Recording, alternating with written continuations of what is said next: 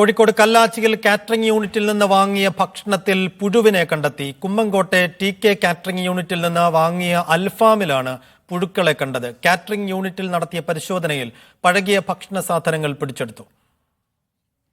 ഷിത ജഗത് വിശദാംശങ്ങൾ നൽകും. ഷിത, എന്താണ് അവിടെ സംഭവിച്ചത്? ഇത് ഈ പഴകിയ ഭക്ഷണങ്ങൾ പിടിച്ചെടുത്തതിന് പിന്നാലെ എന്ത് നടപടി സ്വീകരിച്ചിട്ടുണ്ട് ഇപ്പോൾ? സൈഫുദ്ദീൻ കല്ലാച്ചിയിലെ കുമ്മങ്കോട് സ്വദേശിയാണ് ഈ കാറ്ററിംഗ് യൂണിറ്റിൽ നിന്നും TK കാറ്ററിംഗ് യൂണിറ്റിൽ നിന്നും അൽഫാം വാങ്ങിയിരുന്നത്. അൽഫാം വാങ്ങി വീട്ടിലെത്തിയപ്പോഴാണ് ഇതിനകത്ത് പുഴുവിനെ കണ്ടെത്തിയത്. ഇത് കഴിച്ച് തുടങ്ങുകയും ചെയ്തിട്ടുണ്ടായിരുന്നു. വയറുവേദനയെ തുടർന്ന് നാദാപുരം ഗവൺമെന്റ് ആശുപത്രിയിൽ ചികിത്സ തേടി. തുടർന്ന് ആരോഗ്യവകുപ്പിനെയും പോലീസിനെയും വിവരം അറിയിച്ചു.